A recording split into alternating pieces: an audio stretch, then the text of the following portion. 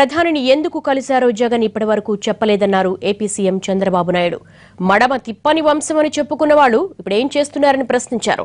ప్రత్యేక హోదా విషయంలో తాను తప్పు చేసినట్లు మాట్లాడారన్న బాబు కేంద్రంపై ఒత్తిడి తెచ్చినట్లుగా వివరించారు. ఎందుకు అపాయింట్మెంట్ అడిగాడు? ఈ వ్యక్తి యొక్క ప్రవర్తన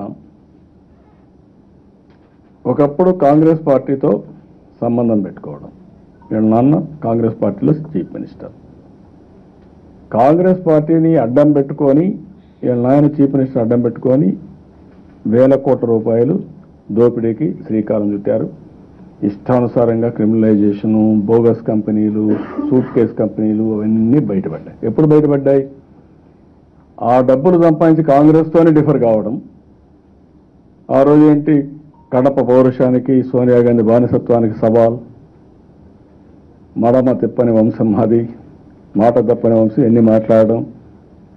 అక్కడి నుంచి స్టార్ట్ చేస్తే ఆవిడ కూడా ఆ రోజు వీళ్ళు చేసిన పనికి కేసులు అవన్నీ పెట్టి వచ్చింది, ఎంక్వైరీ చేశారు, వాస్తవాలు ఉన్నాయి, ఎస్టాబ్లిష్ అయింది, ఎవరు తప్పించుకోలేరు, పెట్టుకున్నారు.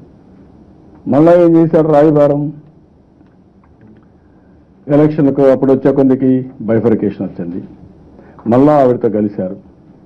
కలిసి జైల్లో నుంచి బ్రహ్మాండంగా తీసుకొచ్చారు. రాజభోగాలతో పెద్ద ఊరేగింపులైతే హైదరాబాద్ అయితే మీరు అందరూ చూసుంటారు.